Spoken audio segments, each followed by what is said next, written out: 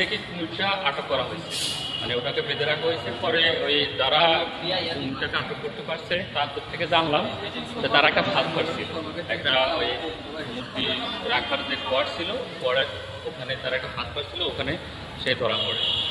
তো ওই এলাকাবাসী থেকে জানলাম যে ওরা ওই এর আগের দিনে একটা আক্রমণের শিকার হয়েছিল, তো তার প্রেক্ষিতে তারা ধরছে। আর এলাকায় আরও দুই একটা আছে তাদের মধ্যে, তবে